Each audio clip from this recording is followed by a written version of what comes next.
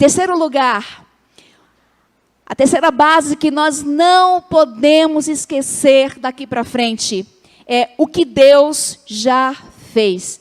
Se encontra no versículo 8 ao versículo 11. Eu gostaria que vocês lessem para mim o que Deus já fez.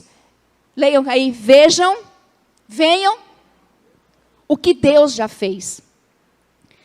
A ideia que o salmista traz para nós é: você sabe quem Deus é, você sabe onde Ele mora, mas ainda assim, está temente, ainda assim está com medo?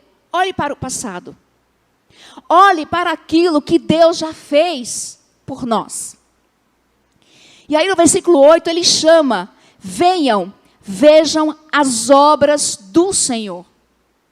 E o ver aqui não é apenas um olhar rápido, mas a ideia de contemplar, apreciar sem moderação, admirar aquilo que o Senhor já fez, ou aquilo que Ele tem feito. É um convite.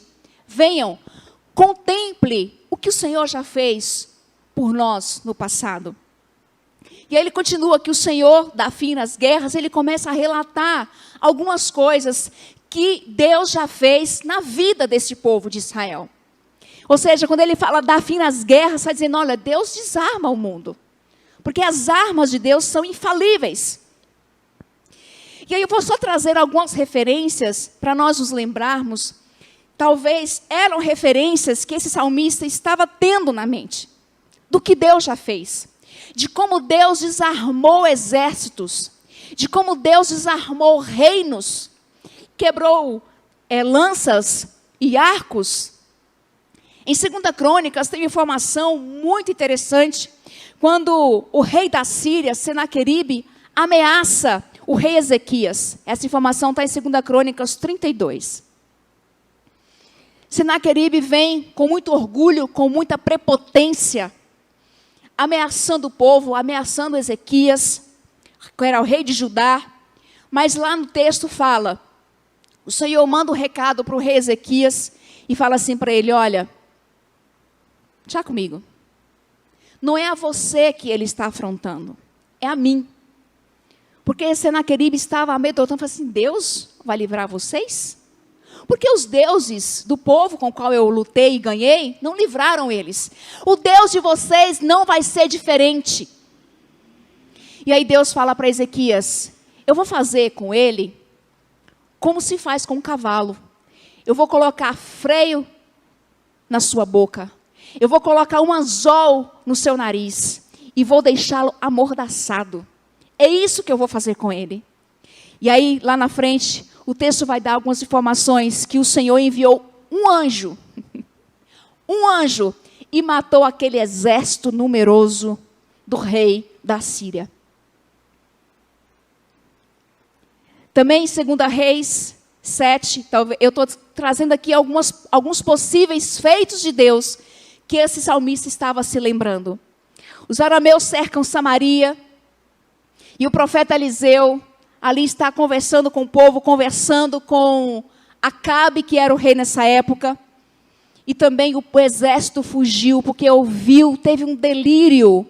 O exército ouviu o barulho de um grande exército e eles fugiram, deixando então Samaria e deixando tudo que eles possuíam de bens naquele momento. Samaria estava passando uma grande fome, mas como o exército inimigo fugiu, eles conseguiram se apossar dos cavalos, do ouro, dos bens, e aí por diante. E tem outros feitos que Deus fez. Josué 10, 2 Crônicas 20. O que eu quero dizer é que o salmista está convidando o povo a olhar o que Deus já fez. E quando, no versículo 10, Deus fala para o povo: aquietem-se, parem de lutar e saibam que eu sou Deus. Esse é um versículo chave desse salmo, um versículo muito conhecido. E o interessante é que, quando a voz do Senhor estrona dizendo: parem de lutar, aquietai-vos, não é uma voz de consolo, Sabe aquela voz de consolo quando a criança cai e se machuca e fala assim, meu amor, vem cá, tá tudo bem, Mateuzinho, né? Vem cá, meu filho, põe no colo e sopra, passa uma salivazinha para sarar, porque a criança adora uma saliva de mãe e de pai, porque é o melhor remédio, tá tudo bem. Mas a voz aqui, o tom da voz não é esse tom de consolo, é um tom de repreensão. É quando o Mateuzinho está subindo do sofá, correndo, jogando tudo para cima, e o Ei chega assim, para com isso agora. Mateuzinho, daquela tremidinha. A voz de Deus aqui é nesse tom de repreensão, porque eles estavam querendo ganhar toda aquela situação nas suas próprias forças, e Deus está dizendo, parem de lutar uma guerra que não é de vocês. Eu vou lutar por vocês, eu já falei. Essa guerra é minha, não é de vocês. Então Deus fala para nós, parem de lutar a guerra que não é de vocês. Eu sou Deus, é isso que ele está dizendo. Parem de lutar, eu sou o Senhor. Ou seja, eu tenho o poder, eu sou o CEO do universo.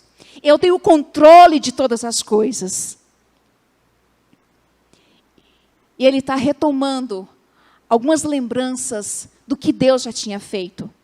Só para relembrar, em Crônicas 32, quando o rei Ezequias estava sendo ameaçado, ele teve muito medo. Muito medo. E ele se coloca na presença do Senhor. E lá no versículo 7, o rei Ezequias, cheio de poder, cheio de encorajamento, olha para o povo e diz, sejam fortes e corajosos. Não tenha medo, nem desanime por causa desse enorme exército. Porque maior é o que está conosco do que o que está com eles.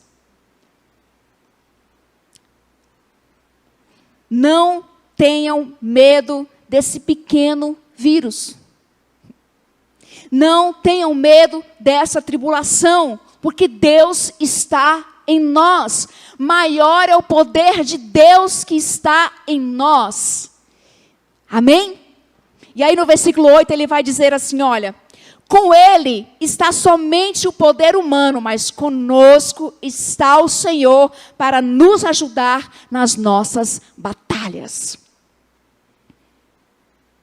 Eles venceram essa guerra, mas eles foram encorajados pelo Espírito e pelo poder de Deus.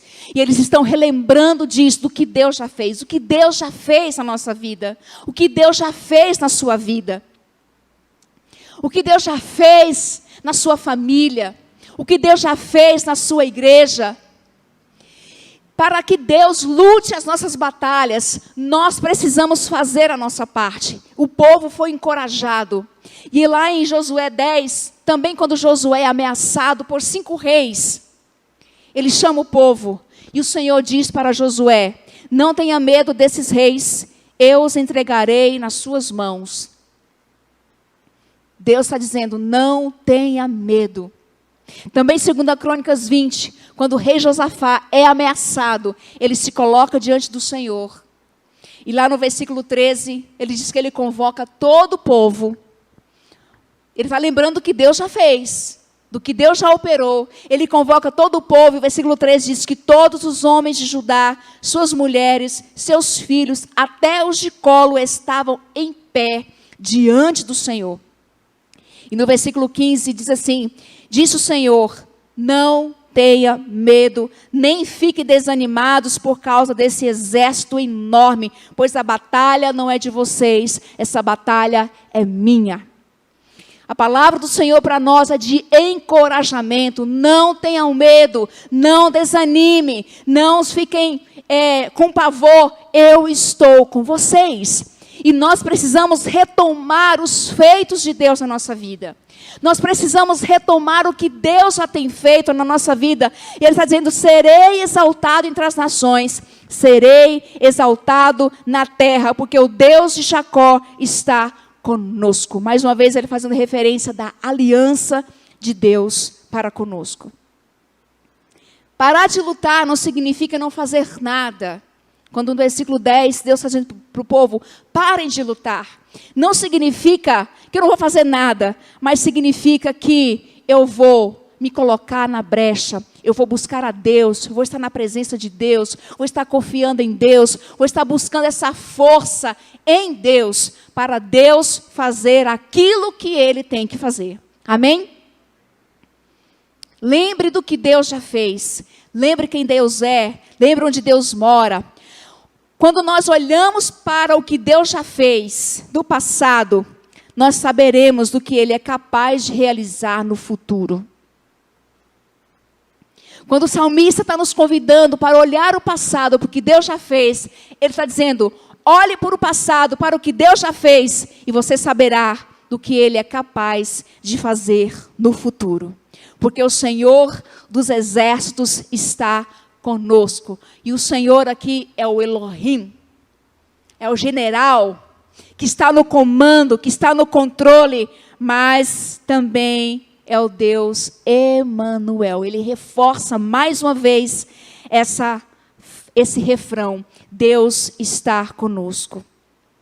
O Deus de Jacó é a nossa torre forte. Amém?